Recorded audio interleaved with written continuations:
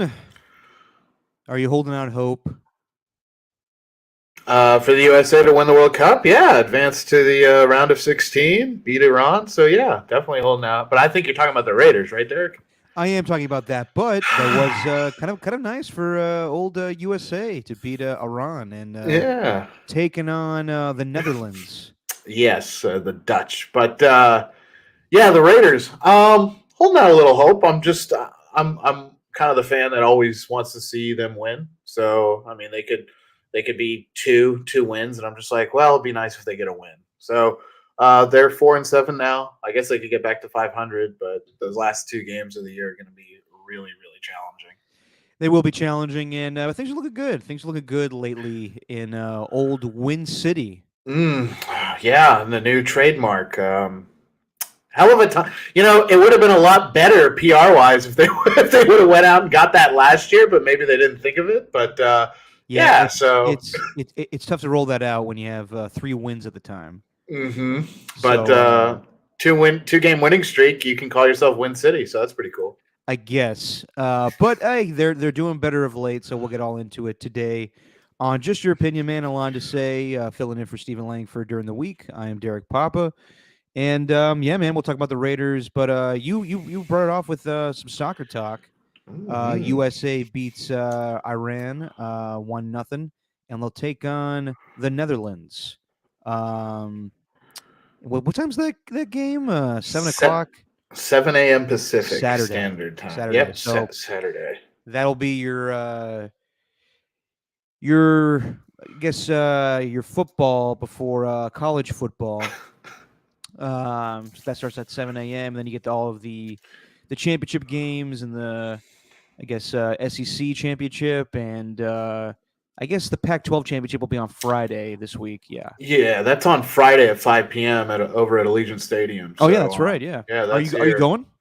No, I bought 8 tickets for $45 each, and I sold them the same day for more than $45 each, which is pretty good Nice. on the USC sideline too. So really good. So how often do you do that? Do you always just buy tickets up for Allegiant venues or not venues? Allegiant, I guess things that are going Events. down there. Yeah, events. There you go. That's the word. Yeah, I mean, I don't do it all the time, but if I see a game like that, then as soon as it was settled that USC was going to make it, I jumped on that, and then other events too, like Garth Brooks when he came. I'm not going to go see Garth Brooks, but his tickets are, pretty desirable, so I buy those and sell them. But there's some stuff that, like Taylor Swift, for instance, I Oh did yeah, kind of yeah. want to go see that, and I also wanted to buy some tickets to sell as well to make a little money on the side. But oh my gosh, I guess they had to offer an apology. She did through Ticketmaster and everything because they Oh had all yeah, yeah. I kinds heard of about that. I heard about that. Yeah. yeah, it was a big fiasco. So the servers crashed or something. So, but yeah, I do it a few times a year, and pretty lucky. Haven't really taken a bath on anything yet. So it's that stadium's it's a winner so far in my book. There you go. There you go. Huh. Oh yeah, let's get right to the winners that are the Raiders of late. 2 wins in a row. They're overtime kings. You Yeah. and I didn't talk about the win over the Broncos, so we can talk a little bit about that today. But they followed up with a overtime win over the Seattle Seahawks.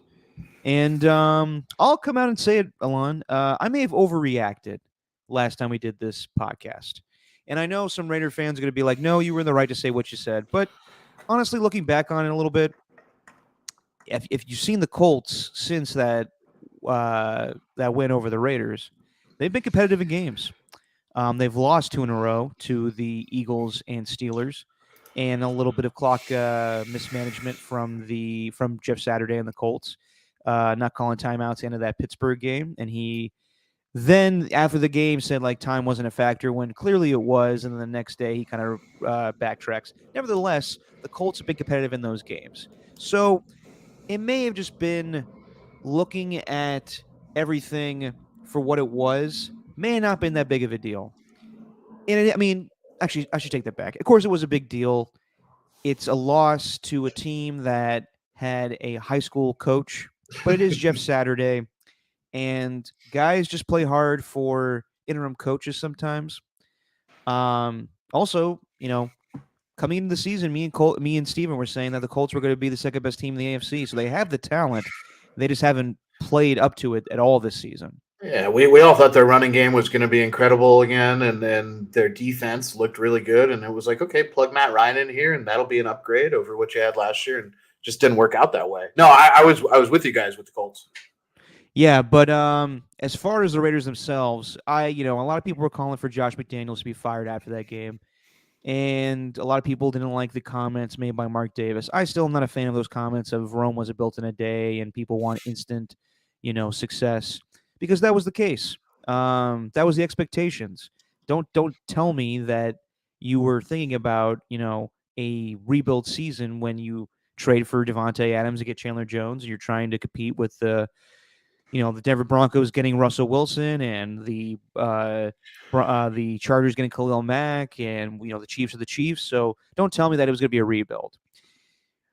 But now watching this team in back-to-back weeks, I'm seeing things click together, and I know that I talked with you and I talked with Steven that if this team started to turn it around, what does it mean really for the future? Because a season ago they were 10-7. And you thought that things were progressing in the right way. Obviously, they made the playoffs, and you thought they're going to take the next step. And thinking about it more, I'm like, it's really hard to do that when you fire the entire coaching staff. So it is not lost on me that while they upgraded as far as talent, it still needs to mesh together as far as a coaching staff. So when you bring in Josh McDaniels, when you bring in Patrick Graham, when you bring in an entire new coaching staff, there's a whole new rebuilding process, and it's frustrating. I say this with also, fully knowing that the Miami Dolphins got a brand new coaching staff this season with some, things still intact. They still have the same defense coordinator from a year ago, but Mike McDaniel came in with a brand new offense, and Tua is thriving. Same thing with the New York Giants. They got a brand new team, and that team is trending in the right direction. They've lost some games of late, but they're having success with Brian Daboll, first-year head coach, helping them. Same thing with Kevin O'Connell. Comes in first year with the Minnesota Vikings. They look like, they're going to be a playoff team this year. All they have to do is win on Sunday. They can clinch, a playoff spot or clinch their division with the NFC North. So it's, it can be done. I'm not giving the Raiders a total pass on this season for the 2-7 start, but I'm starting to see things click. And the more I watch this team, the more I'm realizing that it's not Josh McDaniels' fault. It's just that, it is. There are things that you could blame Josh McDaniels for. Just the fact that this team didn't play to its full expectations right away. I think that the Arizona Cardinals loss was kind of, just kind of an indicator of if you win that game, I think things try to go in a different direction. You have more confidence. To lose that game, it was just so devastating that it just kind of set a trend for the rest of the early games of the season. They beat good kind of crappy teams with the Houston Texans and the Denver Broncos, and they finally followed up with a good win last week against the Seattle Seahawks. But I think they're playing better of late. But yeah, it may be just too little too late, but who knows? We'll go through the schedule remaining for the Raiders.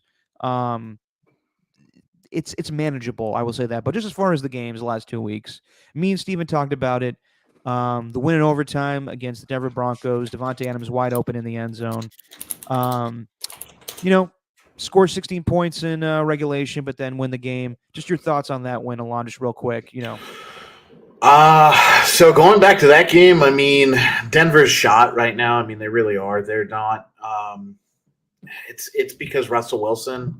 I shouldn't say the rest of the team looks kind of tired or washed up or anything like that, but Russell just isn't the same guy he was. And for whatever reason, things are not clicking in that offense. So I thought the Raiders had a pretty good chance in that game, and it turns out that it had to go to overtime, but Devontae Adams was a man possessed, and Derek Carr put it on him. It was a good win, and at this point, that's 3 years in a row, I want to say, that the Raiders have swept the Broncos. So yes, I'm not correct. Instantly looking at the schedule. If you're a Raiders fan, you don't instantly look at the schedule and go, "Oh, those are a pair of wins." But I was pretty certain that those were a pair of wins this year, regardless, especially after the first game when they played. I was just that something's wrong with the Broncos, and that could be a whole nother conversation. Well, But yeah, yeah, that's pretty apparent when you see this past week, Mike Purcell yelling at Russell Wilson on the sideline. yeah. Um, they downplayed it afterwards, but there seems to be a thing of contention with the Broncos and the other. I mean, Russell Wilson and the other players on the Broncos just kind of saying, um, and everyone's saying like their memes and shit of him just being like, oh, he probably said Broncos country, let's ride, and he freaked out on him.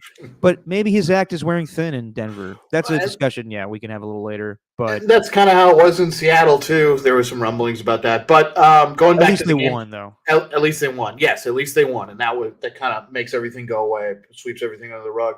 The one thing I will say about that Denver game, even though it was 2 weeks ago, Max Crosby was incredible.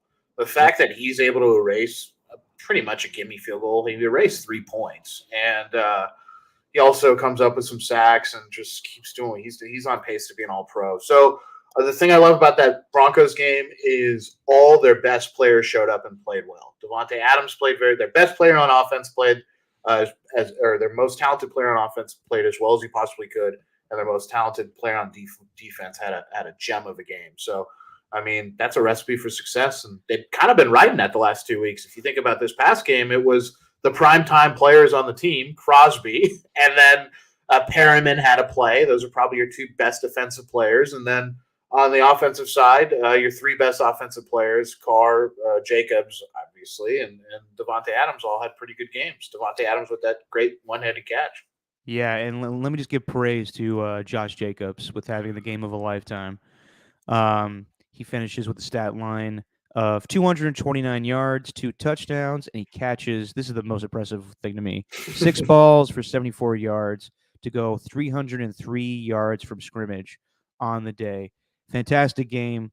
That was the type of thing I was looking for from Josh Jacobs since he became a Raider, was his ability to catch the ball. Because you saw it at Alabama. He was a dual threat. He could run and he could catch. And we didn't see that so much in a John Gruden offense. We really haven't seen that much until last week. And he had a couple of great catches. He had one along the sideline, I think on a 2nd and 15 that he caught, just kind of cradled it in the shoulder.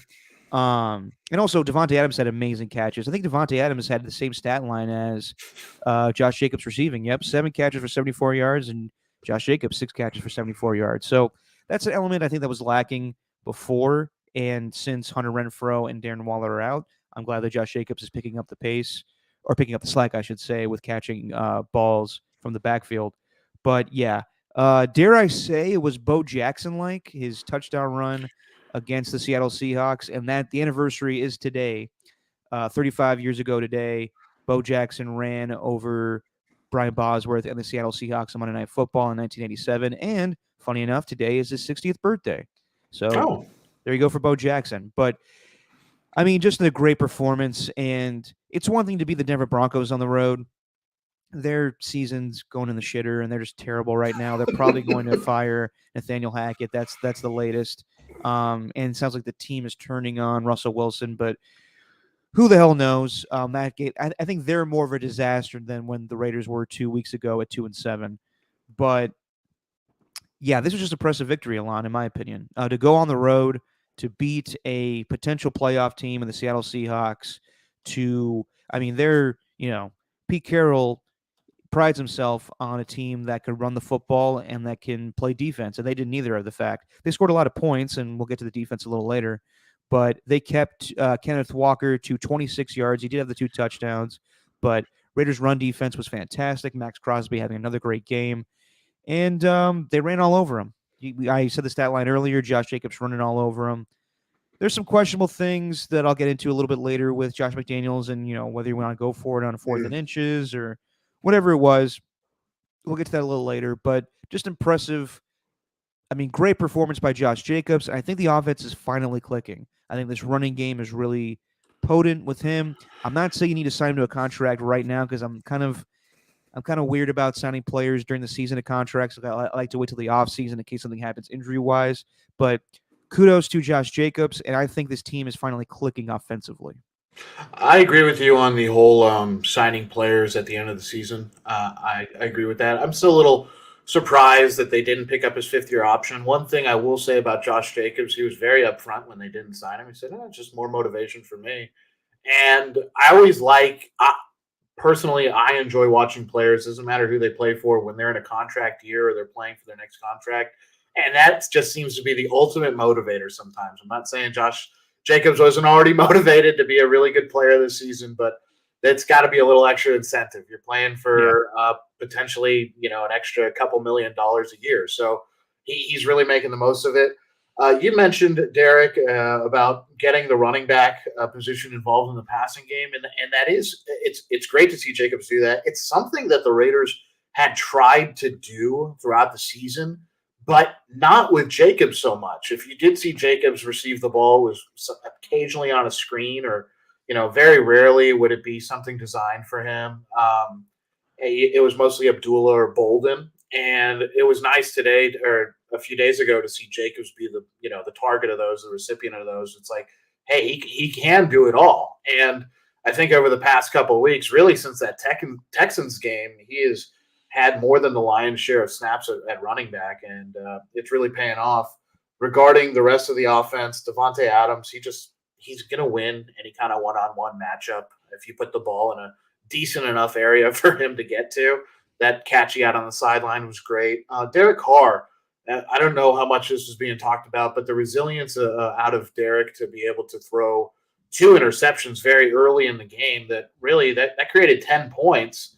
And I don't like when people say, well, take those 10 points away and all of a sudden it's not that close of a game. Well, okay, that's not how it really works. So, Yeah. but that led to 10 points for Seattle, and he still came back and threw 3 touchdowns. So they're starting to click. They're starting to head in the right direction. You can talk about McDaniels, about the fourth and inches, fourth and a short one, things like that. But they're starting to get it done. And I think my favorite part about this win for the Raiders would be the fact that it wasn't just against a good team. It was against a very good coach, a guy who always has a plan, a guy who always kind of schemes his guys to be in the best position for sure defensively, even when they do have bad rush defenses and things like that. But it was interesting what Seattle tried to do. They played with a very light box and kind of invited the Raiders to run at them, and McDaniels realized that, and so did the Raiders, and they went heavy to the run game. And then when things started opening up over the top, they went there too. So it was just a very impressive win. I would say in the past, would have been even more impressive against a Pete Carroll coach team because generally they don't beat themselves. But this year, penalties wise, they're just about even in the mid 70s in terms of penalties. But no, it was a good win. It went to overtime. It was a very impressive game, and like you said, Bo-like. I mean, it really was. The way that Josh Jacobs just ran over people, ran around people, found every little crease, and he got stuffed on a 4th and 1 on a sweep play to the left. But just the whole body of work that he put in on Sunday, it was incredible. It was one of the best running back performances that I've seen in the last couple of years for sure. I mean, I'd have to go watch like a Derrick Henry tape or something. Yeah, and he's currently leading the league in rushing right now, Josh Jacobs. Yeah. So he's earning his money. Just to give praise to Derek Carr real quick. I know 2 weeks ago he's been mocked and made fun of for the post game cry, and since then the team has rallied behind him. You saw the reaction to the Raiders in the post game after they beat the Denver Broncos. Everybody screaming his name, DC.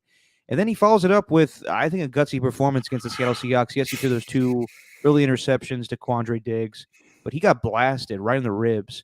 And there was one point where, I was watching on Red Zone because we didn't get the game here locally in the Bay Area, and I'll get to that a little later.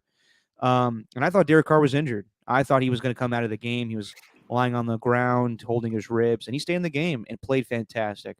So I know, every year we have this discussion about Derek Carr's future with the Raiders.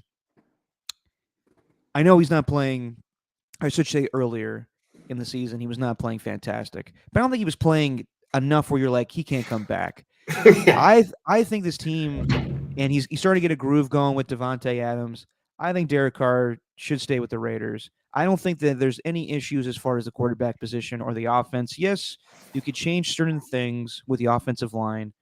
You signed Darren Waller to a long-term contract. You signed Hunter Renfrow to a long-term contract. You signed Devontae Adams to a long-term contract. Hopefully in the offseason, you're going to do the same thing with Josh Jacobs. Even though he's a running back, it doesn't need to be, big amount of money, just enough for his position.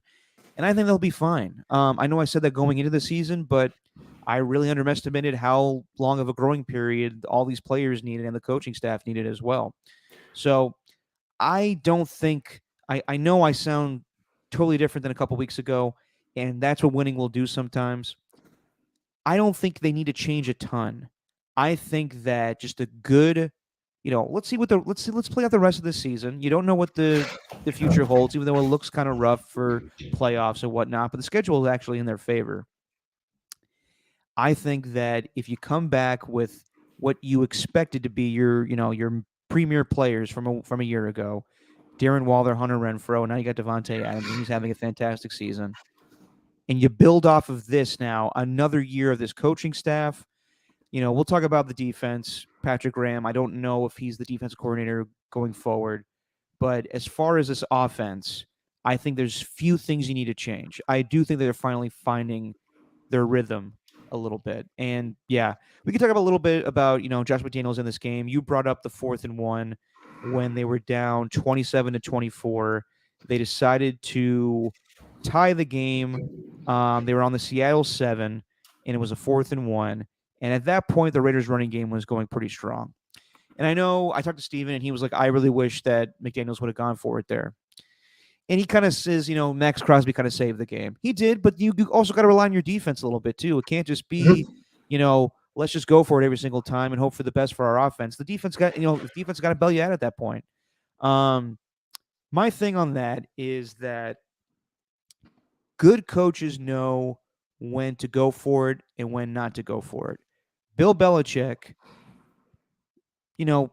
he's more, I would say, conservative as far as 4th and 1s. But then again, infamously, he's remembered for going for it on 4th and 2 with that pass to Kevin Falk that didn't get it. Good coaches know when to go for it and when not to go for it. Case in point, we all make fun of how crazy Brandon Staley is. Mm-hmm. But he's been a little more dialed back and knowing when to do it this season. I think so, at least. It's not the same amount he did a year ago. It's not. It's definitely not. And he's not as brash about it, I would say. Because he had the attitude like, let's go. I know we have a better team. Let's do it. And now he's picking his spots. Yeah, like there was some games I can count last year, like the game against the Chiefs a year ago in SoFi. He cost him that game because of multiple 4th down attempts. He lost that game against the Raiders last year, week 18, because he went for it on his own 13-yard line. Now he knows he picks the spots that, yes, there are a few questionable calls here or there, but last week I liked the call to go for 2 against the Arizona Cardinals that got him the victory. Doug Peterson was kind of the first to set this trend a little bit, in my opinion, because he was aggressive in the Super Bowl, beating the New England Patriots. And sure enough, he does it again against the Baltimore Ravens this past week with the Jacksonville Jaguars. So good coaches know when to go for it and when not to go for it. I think that in that moment when they're down 27-24, there's an argument to be made that you go for it. But my school of thought is whenever you have the opportunity to take the lead or to tie the game, you should do it. Mm-hmm. That's just my, could be old school, could be old fashioned. That's just what I think. Well, you can't be logical and fault that, Derek. If you have a chance, and let's just say it's as close to automatic as it possibly can be with some of these kickers that are in the NFL. If you have a chance for a short field goal to tie a game up, you just take it. And there's nothing wrong with it. It's a tie ball game, and your defense, like you said, the defense has to do their job too. So it can't just all be on the offense. Yeah, no. And, I think that Josh McDaniels is figuring things out. Now, yes, it is disappointing that right away this team was not firing on all cylinders like we thought they were going to do. But it is what it is at this point. And they've already come out and said they're not going to fire Josh McDaniels. And I never thought they were. And I still don't think that Josh McDaniels is a bad coach. I just don't, maybe he just didn't fire them up a little bit to start the season. There was questions about leadership or guys buying in. Maybe it just took longer than they realized. And it sucks. It sucks that this season most likely will not be the playoff season, but who knows? We'll go through the schedule in a little bit here. But I've been very impressed with the offense of late. Now, the defense. Max Crosby's making all the plays. And Denzel Perryman made a fantastic interception last week against the Seahawks. But they have a lot of issues defensively. Rock Ya-Sin, not the guy we thought he was going to be in coverage. He got beat on that play by Tyler Lockett for the touchdown. They just have a lot of trouble in the secondary. Trayvon Merrick, good rookie season, not so great second season. I think they just got to I still believe that they got to rebuild most of the defense. They still need a guy opposite Max Crosby. Max Crosby's having a fantastic season. He probably will be an All-Pro. Chandler Jones, just not the guy that he recovered a fumble last week, but just not the guy that he used to be as far as getting to the quarterback. So that's a move I think that you can make. No harm, no foul. Rip the Band-Aid off. Maybe cut Chandler Jones because you gave him a big contract and you get out of that quickly. As far as the rest of the defense, I think there's a lot of moves that could be made in the offseason through the draft or free agency, and that's when Dave Ziegler could do his thing as far as the offensive line and the whole defense. But and I don't know about Patrick Graham right now. It may just be that he doesn't have enough talent on defense. We talk about the young players that he had at the beginning of the season. Jonathan Abram, he got cut and then went to the Packers, and now he was just cut again. And funny enough, the Seahawks just picked him up. So I don't know about Patrick Graham's future. You could make the argument that he may need to go. There's other guys out there that Josh McDaniels knows. Maybe even Brian Flores, bring him in as defensive coordinator. I thought about him. But, just your thoughts, Alana. I think that the biggest thing is I think the offense is going in the right direction, but the defense needs a lot of work. I think the defense's biggest issue right now would be a defensive back, and I don't mind Daron Harmon for a while at safety. That doesn't bother me, and I think Trayvon Merrick, obviously as a Thorpe Award winner and the rookie year that he had, maybe he's just having trouble adjusting to a new scheme, and it's a lot being thrown at him. And he plays a tough position. He's a deep safety, and he has to cover a lot, and he's not getting the help he needs from his corners. Rock Ya-Sin has been up and down. I will say that. I think that's maybe the nicest way I can put it. It hasn't been horrible, but it also hasn't been great. It wasn't the replacement that they were expecting for a guy like Hayward, who had a very good year for them last year. I think Lockett's speed gave him all kinds of fits. And it wasn't like Lockett had this amazing game, but when he was thrown to, it seemed to be a catch. So, yeah, I think they definitely have to look at the corner position for sure. Hobbs being out for a while really hurts them as well. He's a player that you can build around for a while, and then that secondary, him, Merrick, and then on the defensive line, Crosby. I love Perriman and what he brings. He's a great run stuffer. He's a good thumper, and he's a smart player. He's just not mobile enough and agile enough in pass coverage, which is interesting because he is a very fast player. He just does not have that depth to his game when the ball is, in that 11 to 17-yard range kind of area. And I think that's actually the biggest hole on the Raiders' defense is their linebacking core. Right now, they're starting Perriman, Luke Masterson, who's on UDFA, as well as Jayon Brown. And I think Brown is a stopgap player here for a while. Masterson he's getting playing time because they don't have anybody else kind of deal. And Perriman's a Pro Bowler. So it's kind of a mishmash there in the middle of the defense. And I think that's where that defense really gets hurt. And I don't know if there's much Patrick Graham can really do about it. And that is very disheartening if you're a defensive coordinator because you have certain calls and certain concepts and techniques that you want to execute, and maybe you just don't have the players for it. That being said, building a linebacking core is kind of not a sexy thing to do right now in the NFL, even though it's so important. And the last thing you want to do is build a linebacking core that maybe is on the back end of a trend that is changing. Maybe you want to build a run-stuffing linebacking core, and all of a sudden the league transitions to a pass-heavy like it is now. So I don't know. They're going to have to address it, but there are some players to build around on the defense, Max Crosby being the biggest one. I mean, he is just such a game changer. I think their biggest improvement defensively this past week was they finally got some really good interior pressure and good run stuffing ability from guys like Andrew Billings. They brought in Tillery. That was a pretty good pickup off the scrap heap. So they're making improvements, but there's definitely a ceiling, and it's a pretty low ceiling this season for what that defense can achieve. Anything, ranked 24 to 29-ish would be, I would say, maybe that's about what you should expect. If they're playing really well, they'd be the 24th best defense in the league. That could change, but that's just what it looks like right now, Derek. But you have to credit what they were able to do. And real quick, back to the offensive side of the ball, they only gave up 1 sack on Sunday, and I think Jermaine Illuminor, who doesn't get talked about ever, he's a right tackle who's a relative unknown and was a swing tackle for most of his career. He did a really good job against Nwosu, who's kind of the sack man over there for Seattle. So credit to him as well. He was one-on-one with him just about all game and did a really good job picking up stunts and stuff like that. But yeah, defensively, I think you have a player at each level that you can build around. Unfortunately, the middle of the defense is very weak. I would say it's strong kind of on the edge, defensive line wise. I would say the linebackers are pretty weak as a whole. And then the defensive backfield, you have Merrick, who I think can develop. You have Harmon, who's a good veteran. Riasin, who should be around for a while, but then everybody else, you're going to have to make some changes.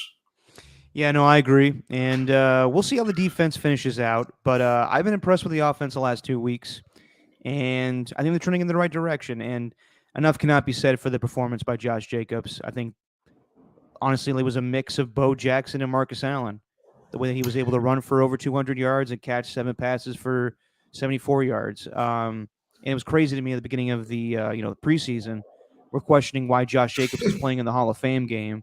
And, people are tweeting out, this guy needs to be traded. This guy's probably going to get traded. And he's carrying the Raiders right now. So I think that I don't expect Josh Jacobs to be given a contract during the regular season. I could be totally wrong there, but I would not expect it. I do expect him once the season ends to remain a Raider. And, we'll have to see who makes the best money as far as running back wise. I think it's Derrick Henry currently. I think something too to also consider, even though we're far away from contract season, is they could just slap him with the franchise tag, and that's not that expensive for a running back. Yeah, they could. Then you have an unhappy player to deal with who's on the franchise tag. That's the thing too, is that whenever you slap a player with the franchise tag these days, they bitch and moan, and then it turns into, Devontae Adams was slapped with the franchise tag a year ago, and he wanted out of there, and they traded him to the Raiders. I also don't know if he needs to make the average of the top paid running backs in the league right now, the top 5. That's what happens when you get the franchise tag. So I think they come up with a reasonable contract for him, and they can figure it out. Running backs don't make a ton of money. I mean, yes, they very well could franchise tag, but then you have an unhappy player. So I think it's in the best interest of the Raiders to lock up Josh Jacobs, but you don't need to do it right now. And a fantastic performance. I was very impressed. I actually said on the podcast on Sunday morning that I thought this was going to be a rout. I thought the Seahawks were going to beat them up. I just thought that they were going to ride the high of beating the Denver Broncos and then follow it up with a bad loss to the Seahawks. And they thoroughly impressed me. Offensively, very much so. Defensively, they still have some holes. But just to go in Seattle and to deal with the 12th man, that's always a tough place to play. And it was just, the Raiders and Seahawks don't play each other like they used to back in the day, obviously, because they're not on the same division anymore. But yeah, I know it's very different, but that run that Josh Jacobs had, it's the same thing of Bo Jackson. And I just thought it was, it's not the same thing, but same team, just a long touchdown run. It was just an all-time performance by Josh Jacobs. Very impressed by him. He reached the top speed of just over 20 miles an hour during that run, which was pretty amazing. I mean, that's fast. Next-gen stats? Next-gen stats, yeah. That's where you get all that stuff. Yeah. Stat that. I'm sure that's what Josh Jacobs was shouting while he was running away. I'm sure that's exactly what he was yelling. He was saying stat that, but no, I'm not a fan. I'm sorry. I'm not a fan of the next gen stats. That's something that we had to incorporate in our NFL Network highlights, and always made them much more of a pain in the ass. His StatCast, next gen. Yeah, no, I get it. It was probably not fun when you were at NFL Network, but he was really booking it there. I was going to 2 things. That Derek Carr touchdown pass to Foster Moreau in the end zone. That according to StatCast, had a very low percentage chance of being completed. That was a great play. The one thing I will say about Josh Jacobs, kind of before we get maybe some of the other stuff in other games, was the last time that I saw a Raider running back really dominate the game, and every time he touched the ball, I was like, this could be bad for the other team, was during any individual game. For me, was when Darren McFadden tore open the Jets. That was maybe 12 years ago now or something like that, and maybe 13 years ago. I want to say. Okay, so 11 years ago. That was the last time where I was like, oh my gosh, every time this guy touches the ball, something bad's going to happen for the defense. Yeah, God. And that was a season he didn't finish the year out, and that he didn't finish it. Yeah, he didn't finish the year out. But I mean, just in terms of a dominating performance from a Raider running back, that was maybe the last one that I've seen. And does that discredit some of the great performances Jacobs has had? Yes, it does. But he's never had one like this. He hasn't. He's had, he's broken his own personal records and some other records this season for the Raiders, I believe, with those 147 yards rushing and stuff against the Texans and all that stuff. But he's never had one where it was like, oh my gosh, that guy's getting the ball. It could be really bad for the defense. And that's what he did on Sunday. He was a game changer. Do you know the last Raider to lead the league in rushing? No, I don't. I want to say it's Marcus Allen in 1985 because that's who I would guess. I would guess him or Bo Jackson.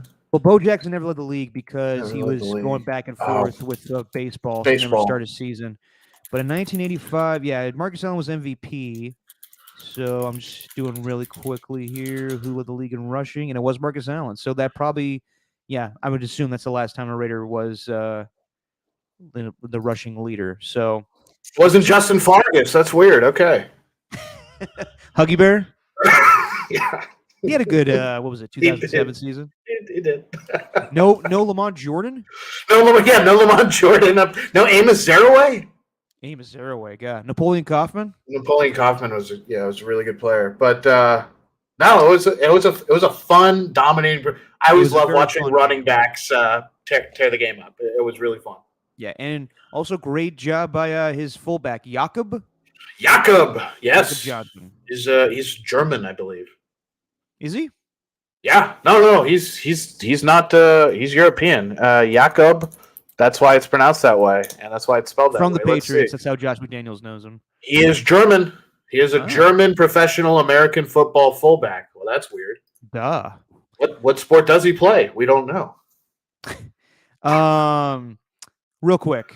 So it was a great performance and a fun game, and I enjoyed most of it on Red Zone, the Scott Hansen Red Zone. So as I move back to the Bay Area, I'm getting into the groove of not having the Raiders be shown locally here. And it is what it is. I understand that. They're not a Bay Area team anymore. It's going to happen. No. But I just thought it was kind of weird considering they're playing Seattle and there was no CBS game shown here that they would also carry that because the Niners were on Fox. Nevertheless, they didn't. But I caught most of the game through Red Zone through Scott Hansen. And once the game, here's the rule of Red Zone. Once there is one game left on the NFL docket on Sundays, they cannot show any more of the Red Zone. So I knew that, and I also knew that the game wasn't shown locally here. So, of course, Scott Hansen, once you see the Niner game is wrapping up and he goes, hey, guys, unfortunately, we're going to have to get out of this because we're not allowed to show a final game if it's not, if there's only one game left, we're not allowed to show it through Red Zone. But you could go to your local CBS and watch the rest of it. Well, I knew that was not the case. And a ton of people followed Scott Hansen's instructions and were screwed.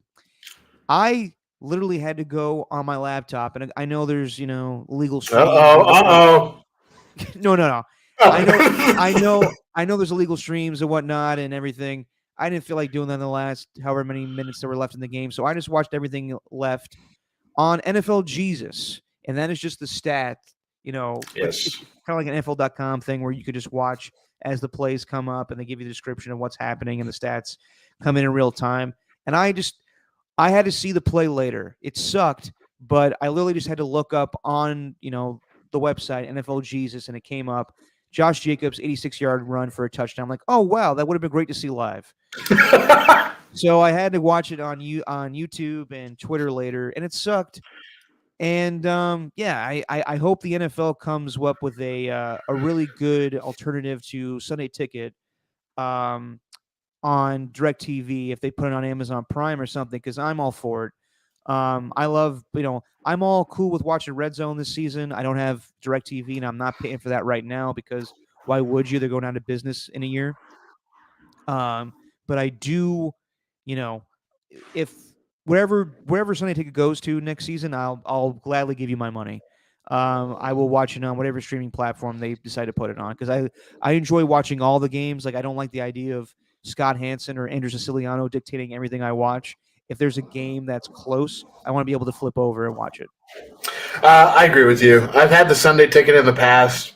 One of the best parts about being with the university emails that you can still get that juicy student discount Oh, through the so university. juicy. Oh, An it's so good. EDU?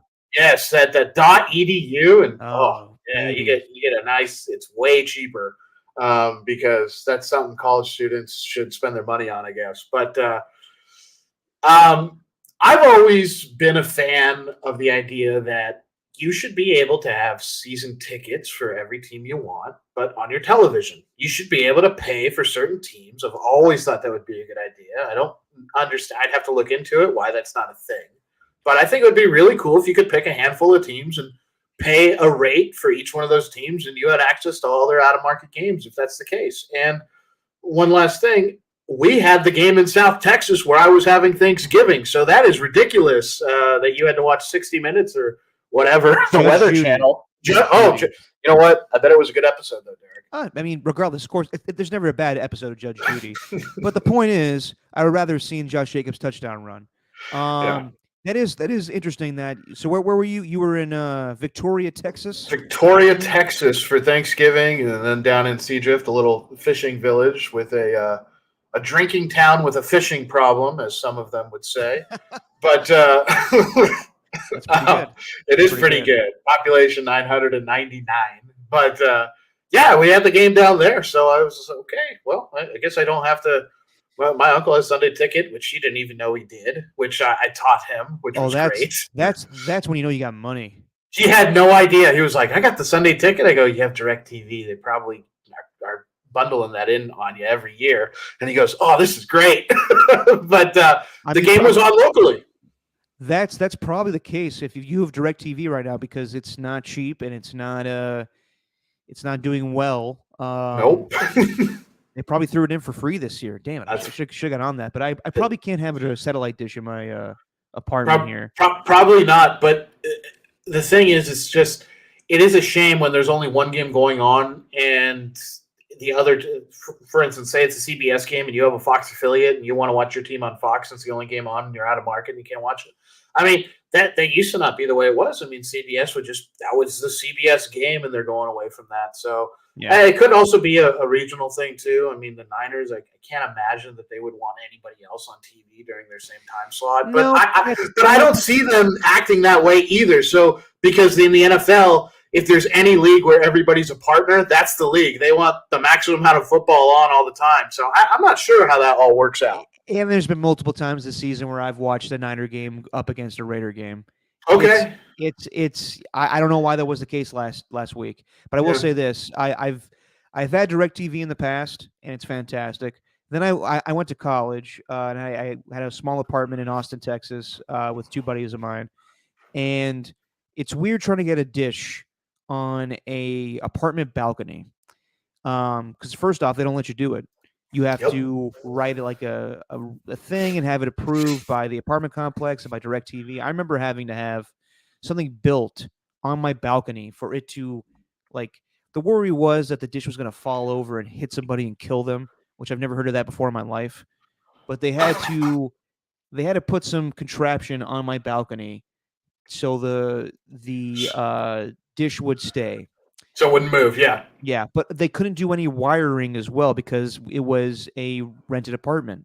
So they had to take a long cord to go from the balcony all the way through my living room, down the hallway to the bathroom, to my bedroom.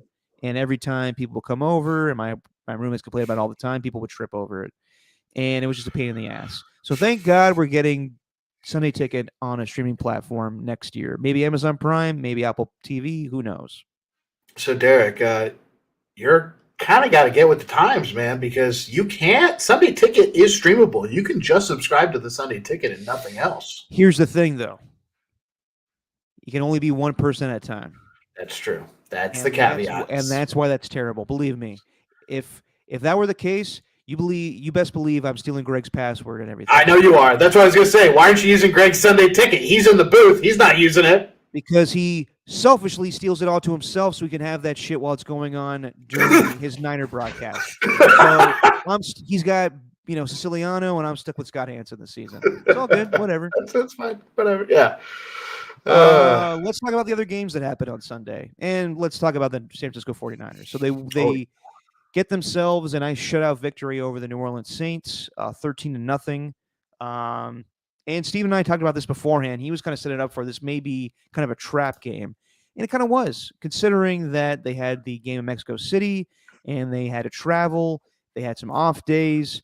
And they just looked a little slow on offense. And it's like, with how good they looked 2 weeks ago against the Arizona Cardinals, winning 38-10, they reverted back to a little bit of their offensive woes. And I think that's going to happen sometimes. It was a short week game. And the New Orleans Saints are a good team. I mean, not on paper. I mean, on paper, yes. They came into the season. They're actually one of the other disappointing teams this season. I still don't know why they haven't gone to Jameis Winston at the standpoint. They seem to love Andy Dalton over him. But as far as the defense, they have good players. They got back Marshawn Lattimore.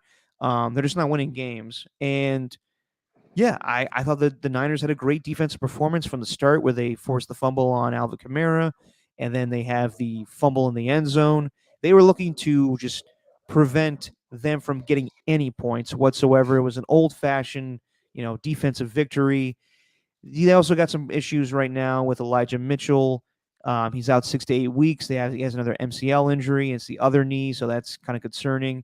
And then Christian McCaffrey has some knee irritation. He didn't practice today, so we don't know about his status against the Miami Dolphins, which will be interesting with Mike McDaniel coming back to play against Kyle Shanahan.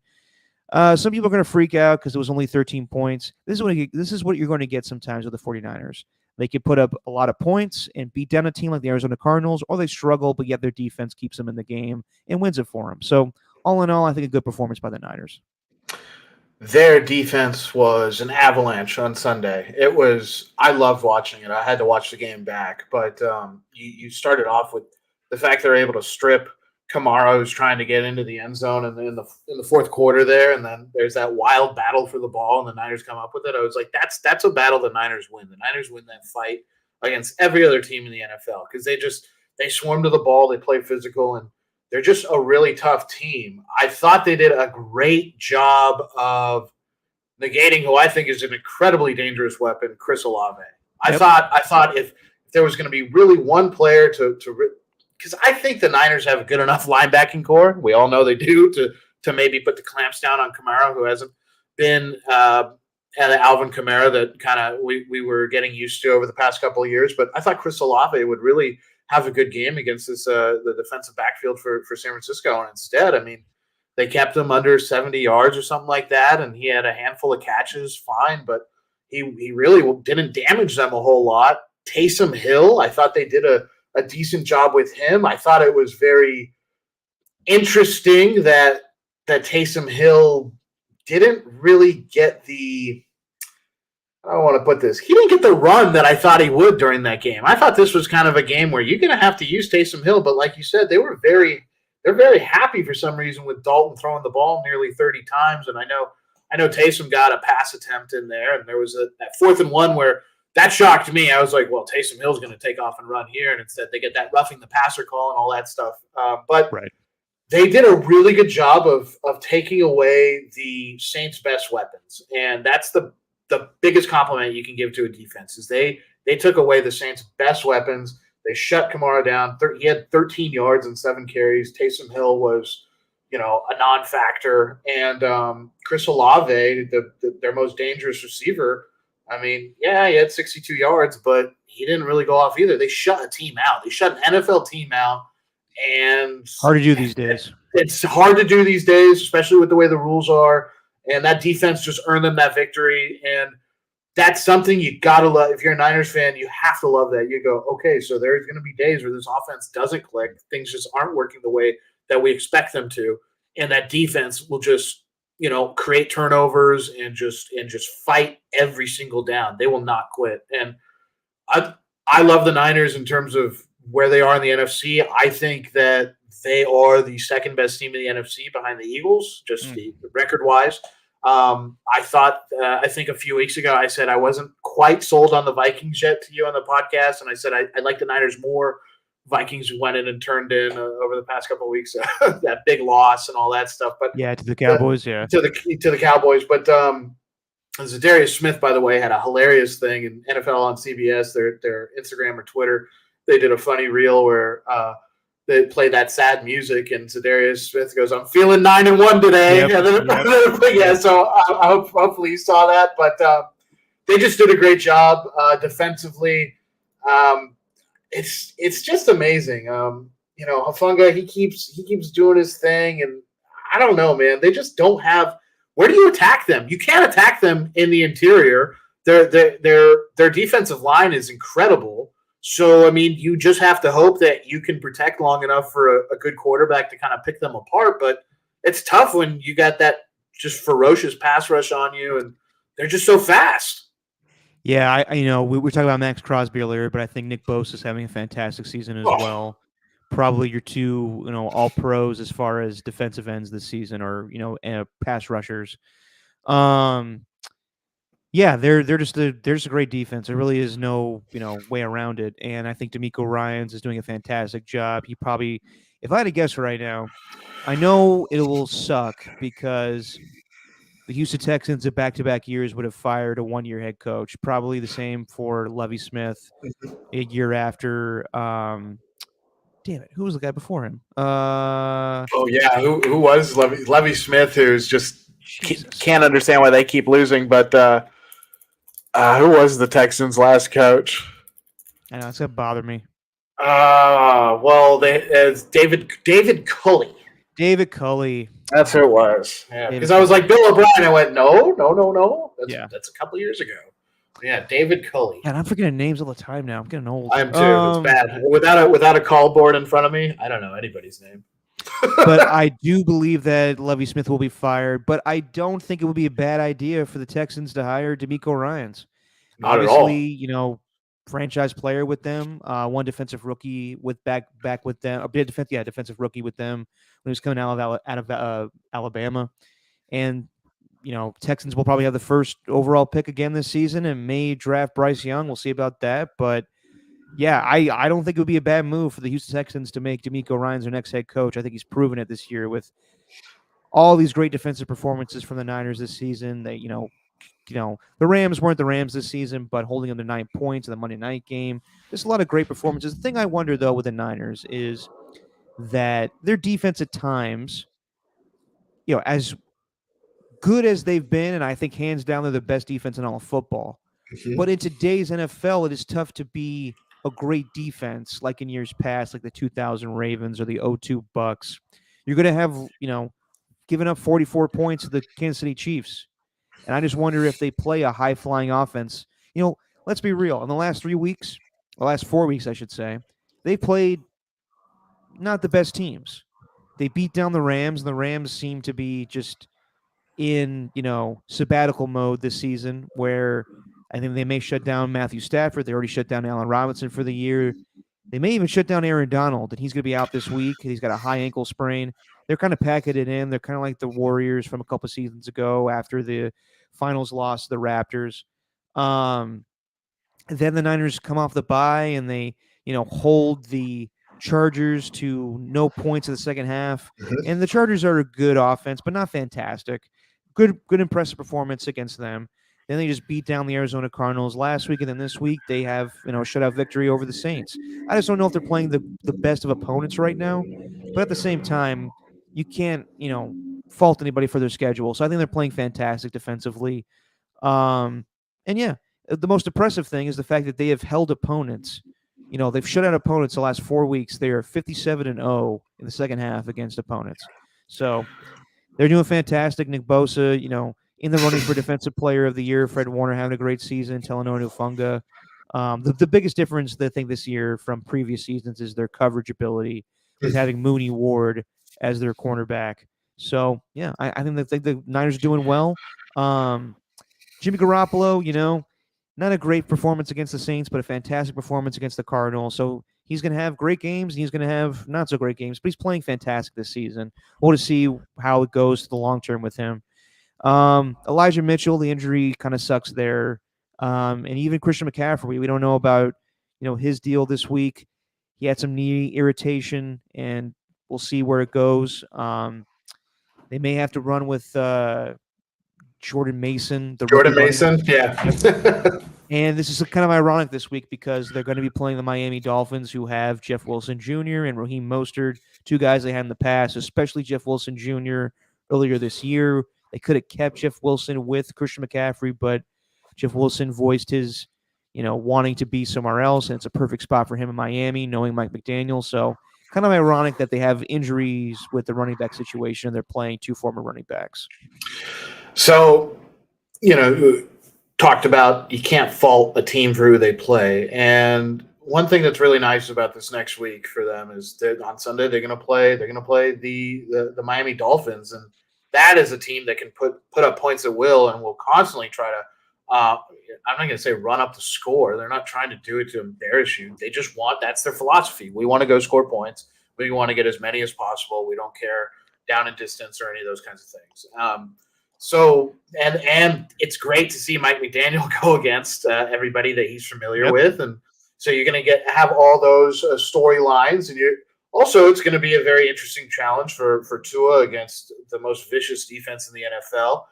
I think that's going to kind of be the barometer in terms of what we can expect. I'm expecting the Niners to be a playoff team. It'll be a barometer of what we can see out of them against really potent offenses going forward into the postseason and down the stretch. But I think I do agree with you, Derek, and we've talked about this quite a bit about how the Niners are one of those teams that some weeks they're going to just jump all over a team and score 30 plus, and then other weeks it's going to be very low scoring. Like when they beat the Chargers, that's kind of set up to maybe have multiple touchdowns for each team in a few of the quarters, and it didn't really happen. I mean, it was a 22-16 ball game. So the Niners can win in a variety of ways, and some people do worry, and there's probably even some Niner fans who worry about, can this team keep up with Kansas Cities of the world or the Buffalo Bills and things like that? But and organizations like that have those, high-scoring philosophies, or even the Eagles this year. But I think the Niners shouldn't be worried. Have a healthy fear of your opposition, but they have star players on their offense, and maybe their quarterback's not a star. Jimmy Garoppolo is not a world beater, but he's a winning quarterback, and he generally doesn't make mistakes, and he executes the offense. He's got one hell of a supporting cast. He has Deebo Samuel, who I think has underperformed this season. Everybody can kind of say the same thing relative to last season.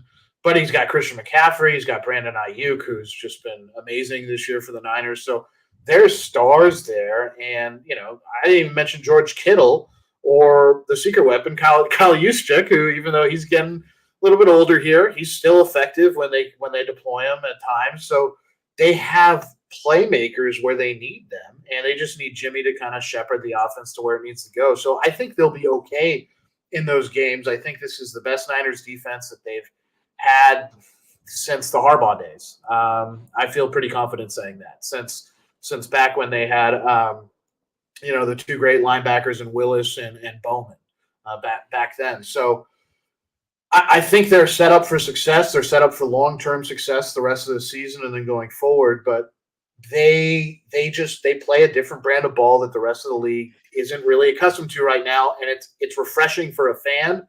But then it also is worrisome because it's like, man, we don't have one of those offenses that I can just bank on them scoring 24 plus points. But I would posit that you do have one of those offenses. They just don't do it every week. But I feel they have the stars to do it. And if they know they have to do it, Kyle Shanahan's smart enough to put those players in a position to get that job done, and they will do it when it matters.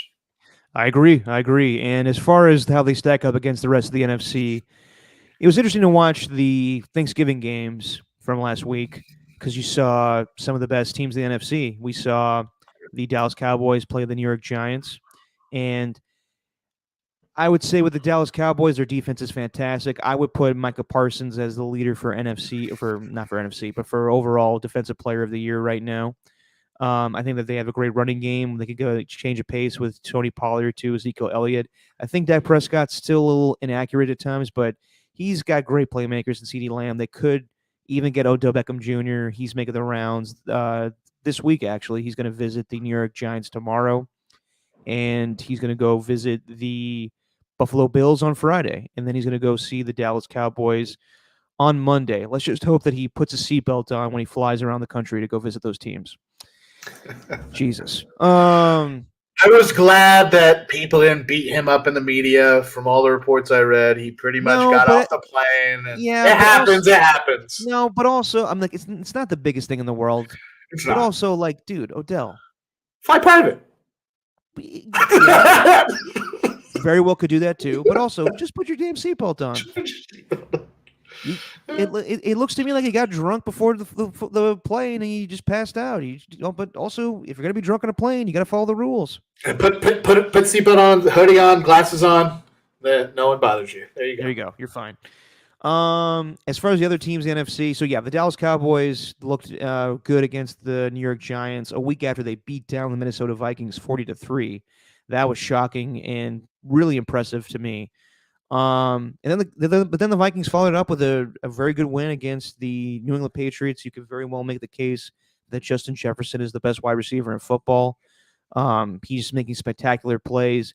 Not the same game, but whenever a Vikings wide receiver has a big game on Thanksgiving, you got to compare it to Randy Moss in 1998. So that was a good performance. I just don't know if they have the defense. They have the pass rush in Zadarius Smith and Danielle Hunter, but overall, I don't know if they have the defense to compete with the likes of, even the Eagles. And the Eagles were really, they scored a shit ton of points on Sunday night against the Green Bay Packers. They just don't look as crisp as they have in the first couple weeks of the season when they were undefeated. They did great offensively, scoring 40 points against the Packers, and Jalen Hurts ran all over them. But defensively, they're getting Jordan Davis back, and I think they really need him in the run game. They went to go get Ndamukong Suh and Linval Joseph, but those guys are getting older. So I think Jordan Davis will help them in the running game on the defensive side of the football. They're going to miss C.J. Gardner-Johnson, who's out with a kidney laceration. So we'll see when he comes back, but he's expected to come back pretty soon. They just don't look as crisp as they did in the past. And I wonder defensively, right? You're talking more defensively. Yeah. Well, a little bit of both. Like I didn't like them. I mean, defensively they had their troubles against the Commies when they lost on Monday night. They had trouble offensively against the Colts, but managed to pull that game out. Yeah, defensively they have the best secondary in football in my opinion, but they may be a little weak just as far as the interior side, and they do have great players. It just is not adding up right now. I don't know if the Eagles are the best team in the NFC. I still go back and forth questioning whether or not the Niners could beat them in an NFC Championship game that was played in Philadelphia. It probably would be a defensive slug match either way. I still have questions about Jalen Hurts. And A.J. Brown's doing a fantastic job this season, but it looks as if teams have noticed on film that he doesn't carry the ball, and he's been, he's fumbled the last couple of weeks. I just don't know if they get into a game where they're down, if they can come back. That's one thing I question about with the Eagles. And it's not so much like, a short amount of points like they had against the Colts a couple weeks ago, or even the, Washington Commanders. It's if they're down by 14 points and the running game is going nowhere, they cannot run the football. Do they have the offense where they could spread it out and throw the football? Because if they don't, then I think they're going to be in trouble. But it's also that's kind of the same deal, I think, with the Niners. So, yeah, I was going to say with the Niners are kind of in the same boat there. You know what's funny is the only team I think I would have faith in to come back from a double-digit point deficit is probably the Vikings because I trust their passing game the most between the three teams. And if the Cowboys got Odell, then maybe that changes. Yeah, that's really interesting to think about it that way. If you're handicapped at being down by 14 from the get go, which of those three teams are you most, and the Cowboys as well, who are you most confident in? It would be the Vikings and the Cowboys. It wouldn't be the Eagles and the Niners because they're not built that way. But Exactly. I've thought about that, what that would look like an NFC Championship game with Philadelphia hosting the Niners. I think the Niners beat Philadelphia. I just do. I don't, that's not a slight against Philly. I think the Niners are still in their Super Bowl window, and it's foolish to think that they're not. They're that talented. But go ahead, Derek. No, I was just gonna say, especially when me and Steve were talking about it on Sunday, where if you look at the other teams, the Niners and Kyle Shanahan have the most experience. You're going to have a Philadelphia Eagle team that went into the playoffs a year ago, but they're very young, and Nick Sirianni is only in the second season. Then you got the Vikings, and Kevin O'Connell's in his first season. You got the Cowboys, and Mike McCarthy's won a Super Bowl, but yeah. And then you're going to have a lot of if it's the Seahawks, if it's the Giants, if it's the Commanders, if it's who's all and the Bucks too. Bucks. I don't like the rest of the NFC as much as far as experience when it comes to the playoffs. Now, obviously the Bucks have experience with Tom Brady, but they may finish like 9-8 or something and win the South. That's the dark horse. They're gonna go like 8-9, 9-8, host the playoff, win the Super Bowl. Host the playoff, host the playoff game, go win the Super Bowl, and everyone's like, "Are you effing kidding me?" Yeah, that could very well happen. But talking about the teams who have winning records, like the Eagles and the Niners, because Tampa Bay does not right now, but right, you don't need that in the NFC South. I think the Eagles are really good offensively right now. They're still rolling. Miles Sanders was great. Hurts can just run all over everybody. He's got such a cannon arm. And when he does have someone open deep, you generally hit them. But it's going to be very interesting going down the stretch, kind of seeing how the playoff seeding plays out. I think from a Niners perspective, their most important thing, besides just stacking up wins, is going to be stay healthy. Stay healthy. You do not want this team, especially when you got McCaffrey dealing with the knee irritation. You don't want that team going into the playoffs being kind of shorthanded. We want to see them with a full deck going in and what they can really do. I want all the weapons out there for Kyle Shanahan and Jimmy Garoppolo to be able to use. Real quick, back to the Eagles, since we're talking about Eagles-Packers. Eagles put up a ton of points. Packers, Aaron Rodgers was an Iron Man until he had to finally leave the game. Yeah. Jordan Love came in, and Love looked pretty darn good. I'm not saying, I'm not saying that at all. But, man, he was crisp. His throws looked good, and he looked so much better than he has in any of his previous appearances. Like, his previous appearances were awful. This was so incredible relative to those. No doubt. I agree with you. And it's funny, Tarico brought it up immediately in the broadcast where he was like, this looks like Aaron Rodgers coming in for the Dallas Cowboys in 2007. It wasn't the same. Aaron Rodgers threw some touchdown passes in that game, and Jordan Love had a long one to Christian Watson. But as long as Aaron Rodgers is still playing quarterback for the Green Bay Packers, he's going to call the shots, and they're going to let him play quarterback. So it sounds like he's going to play this week. Before we get to the other games that happened this past week, just real quick, I know I brought up the Raiders' schedule remaining. And this is manageable, in my opinion. So they're at 4-7. They're playing the Chargers this week, and they struggled against them in week 1, but whenever you play a division opponent, anything can happen. And I think the Raiders could very well win that game. Then they go on the road on a short week to LA to play the Rams, and the Rams are kind of packing it in this season. Then, Josh McDaniels is going to be fired up for this one when he plays his former team in the New England Patriots. It's slated for Sunday Night Football, but I can see that game very well being flexed out. And then after that, you got Christmas Eve against the Pittsburgh Steelers, and, Pittsburgh playing well of late, but, that game could go either way. And then the last two games are tough. Home against the Niners, but whenever there's a Raiders and Niners game, it's always going to be, animosity on both sides for the Bay Area. Pandemonium. Exactly. And then they finish things off at Allegiant Stadium against the Chiefs, and the Chiefs could very well be playing for home field advantage. So I there's some manageable games here. I think that the last 2 games of the season are very tough, but I think the next 4 games are all winnable for the Raiders, I should say, and they're at 4-7. If they win these next 4 games, then they're above 500, which is crazy to think about. They'd be above 500 with a puncher's chance to get into the playoffs, you would think, at that point. Whether 10 wins should get you in, 9 might be able to. But if they beat the Chargers and the Rams consecutively, back-to-back games, that game against New England will be on Sunday Night Football. There's no way that game doesn't get put on Sunday Night Football. Right, okay. If that's what I think. But Raiders, you got Chargers, Rams, Pats, Steelers. 3 of those games relatively, I don't want to say easy, but favorable.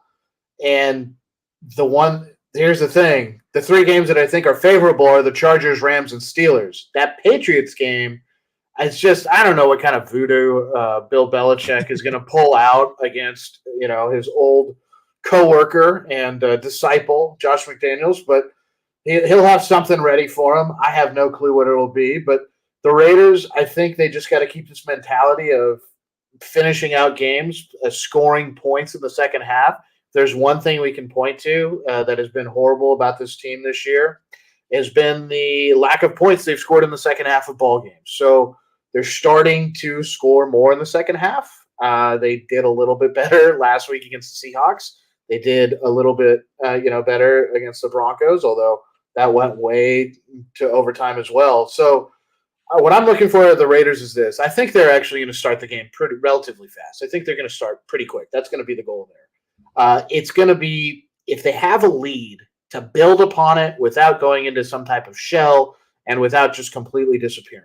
That is on the coaching, because those are all tactical decisions, in the moment decisions that Josh McDaniels has to make. He has to decide, how do we want to score? What's the pacing of the game now? Do we stick with what was working earlier? Do we switch it up to try to, get out of here with a lead and kind of milk the clock a little bit? So, it helps if you have Josh Jacobs, but he's been limited all week. He might not play.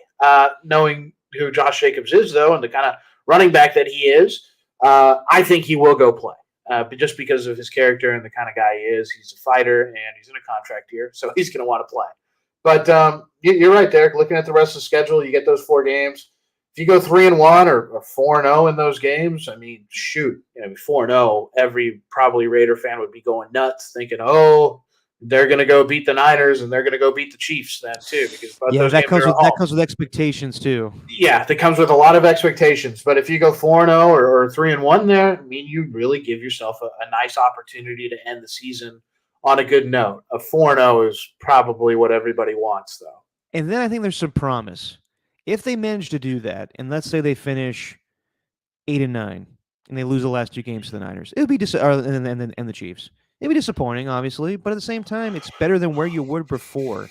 I think that's a better carryover to next season, knowing that Josh McDaniels will be there, and whoever else is left on his coaching staff, and you will not make drastic changes. I'm sure they're going to keep, most of those guys, Devontae Adams, Hunter Renfrow, Darren Waller, sure up little things with the offensive line, make some adjustments to the defense. I think things are trending in the right directions. Did it suck that they didn't do what we all expect them to do this season? Yes. But I think it's a long-term thing as well. Rome wasn't built in a day. Yeah, and Rome wasn't built in a day, and look what Rome did after it was built. Quite amazing. Had a very large empire, I think. But, the Raiders, they got these games in front of them, and if they somehow win 4 in a row, I'm just going to be like, well, this is going to be insane once again, and it couldn't be any other way, I guess. Let's see. It's still 4 games, but they're all manageable, and I think they very well could win those. But we'll see. Things are crazy in the NFL. As we move on to some of these games from a week ago, the Bills just trying to survive against the Detroit Lions. The Detroit Lions are playing really good football lately. Yeah. I think that, 28-25, great win by the Bills. They'll play tomorrow night against the New England Patriots. I think that Josh Allen's hurt, and it's pretty apparent that that elbow is bothering him. He's going to have some bad throws, and he's going to have some great throws, like he did in trying to get the Bills in field goal range. The throw to Stephon Diggs, I thought was incredible. Maybe they don't end up with the number 1 seed. Maybe Josh Allen doesn't get the MVP, but I still think that they have the best chances to possibly win the whole damn thing, of just as far as the talent they have. And yes, Von Miller did get hurt, but he didn't tear his ACL. It sounds like he'll be back pretty soon. Maybe a playoff thing where he's got to wear a brace the rest of the way, but I think they'll be fine. It's just that they're going through a little lull right now. Yeah, they are. They have, I mean, really the past 2 to 3 weeks, the Bills they're in that tough part of the season right now where they're getting into some dogfights. Like even when they played the Browns a couple of weeks ago, that was not a fun game for them. I mean, they ended up winning by 8 points, but it wasn't. It just wasn't the dominating football that we've been seeing them play, at least in the first half of the season. Bills Lions this past weekend, or on Thanksgiving rather. That's tough. The Lions are a team that you're going to beat. You're at least thinking you're going to beat if you're a good team like the Bills. But you also know they're going to play a hell of a hard football game, and they did. That's what the Lions have been doing this year. And Allen is. I don't know. This is the problem. The way he plays is not conducive, and I know he's tried to get better about it, but it's not conducive to him healing up in the course of play. It's just not. Yeah. And that could be a real issue for them going forward.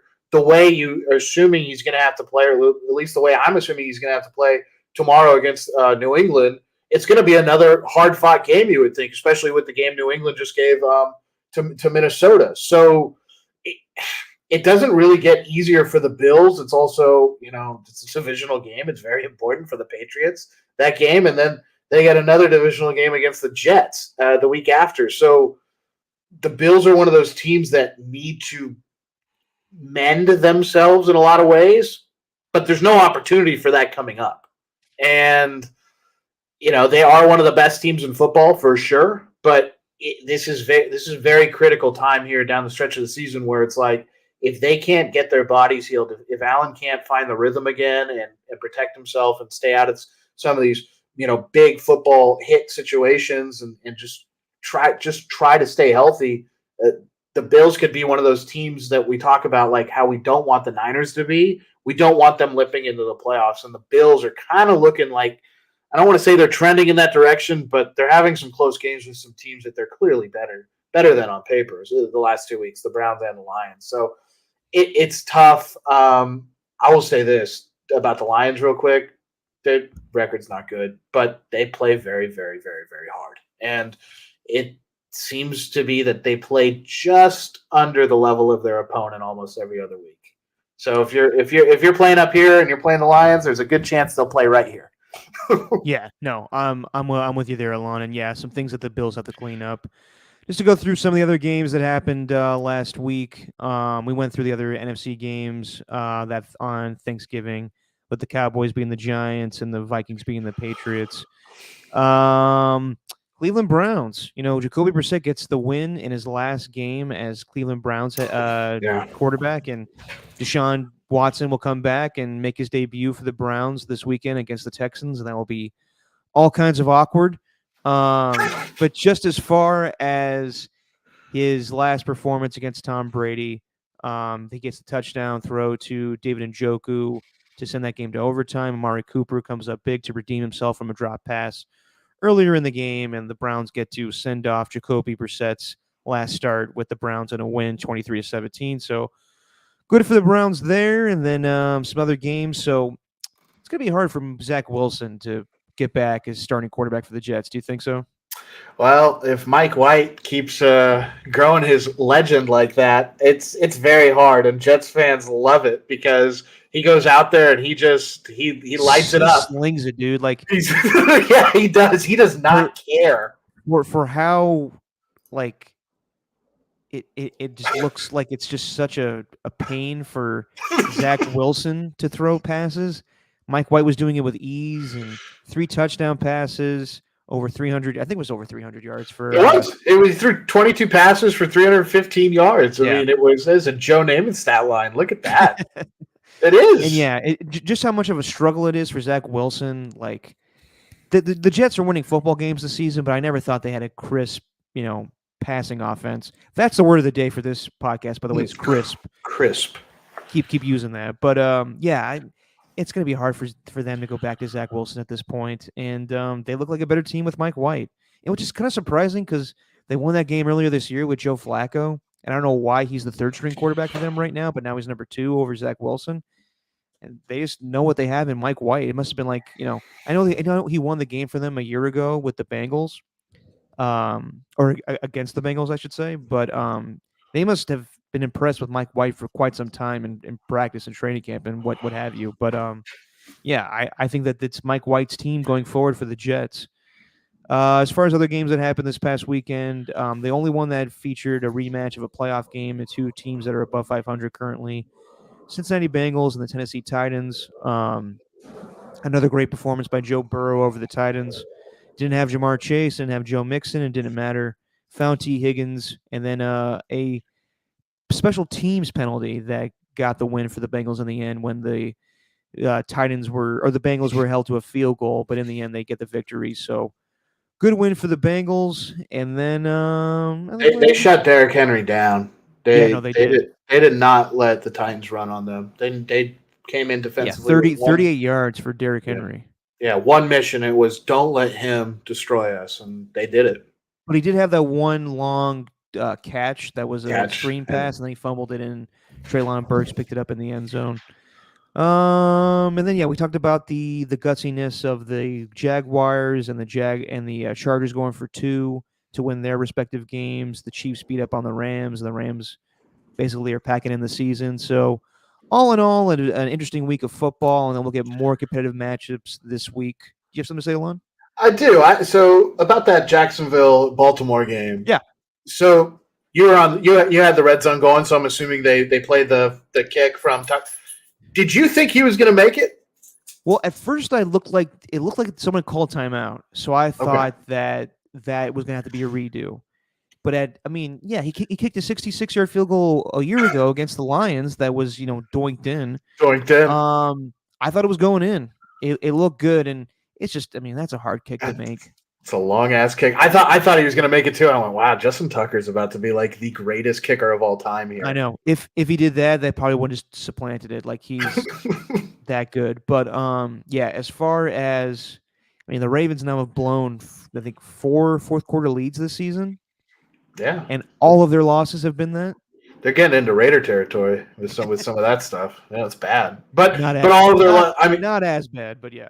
Not as bad, but you would think project to be better than the 7-4 team, and they are doing stuff like that in the fourth quarter and letting teams come back on them. And credit to Jacksonville with their aggressive play calling and mindset to just go for it, and who cares? We have a losing record. Let's do it. I think that they're going in the right direction too with Doug Peterson as head coach. So I think a heck of a quarterback too. Yep, I agree. Real quick, Alon, before we get out of here, CFP. Is it weird to have championship week and know that Alabama is not in it? Yeah, it's weird.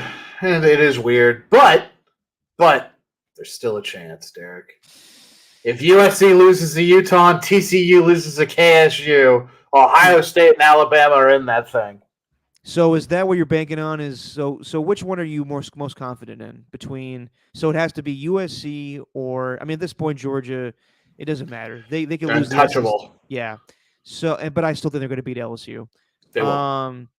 USC and Utah. Obviously, the lone loss that USC has had this season was to Utah. I don't think they're going to sleep, or not take them lightly this week. So, I was going to say they're not going to sleepwalk during this game. And then as far as Kansas State and TCU, yeah, I have not to squash your dreams, but I feel like this is the way it's going to go into the CFP. Is you're going to have Georgia number 1, Michigan 2. Yeah. TCU 3 and USC 4. No, and that could definitely happen if both those teams win. But as crazy as this scenario is, it's not impossible because USC could lose to Utah, and K-State had TCU on the ropes earlier this year. So who knows? I'll be rooting for chaos. But we'll say this for any Crimson Tide people out there. That's 15 years with 10 wins on the season, and that is a great streak, and we're just going to keep on rolling. And we could get a great bowl game for Alabama. Yeah, we could. It could be fun. So I don't know who they would end up. They'd probably end up playing. I don't know. Who they would. Well, they'd go to the Sugar Bowl. So I don't. Yeah. I don't know who would end up playing against them. Hopefully, it's not I'm assuming the Rose Bowl would be, if it stands right now, I guess Oregon and Ohio State. Yeah, which sucks because Ohio State's going to demolish them. And I'm not saying that sucks because I hate Ohio State or anything like that. I don't. It's just not going to be a competitive game. I don't think Oregon's that good, and I think Ohio State's very good. And they let the game get away from them against Michigan the other day. Yeah, and we'll have to see what bowl they get. But yeah, I mean, still fun to watch, and we'll see what happens this weekend with pro football, college football, or just football. Football, yeah. USA versus Holland on Saturday, and we'll Holland see, or the Netherlands, the freaky deaky Dutch. Exactly. Exactly. Yeah. Break out all the Goldmember lines. Break out all the Seinfeld lines of what is the Netherlands? Isn't that the Dutch? It's the same thing. Yeah. So you can bring all those out, and that's going to be a great way to wake up. I'll be up at 6 a.m., get my breakfast, and then figure out where I want to go watch the game and go do that. All right. Go USA and go Raiders. I guess go Niners. Go Niners! Come on. They're a great team. They're fun to watch, man. Yeah, I'm kind of getting sick of them. Anyway. Okay. That's because you're in the Bay Area. I know. Anyway, thanks to all of you watching or listening. And Alon, thanks for joining me once again. And say what you always say, my friend. Derek, that's just your opinion, man. Damn straight it is.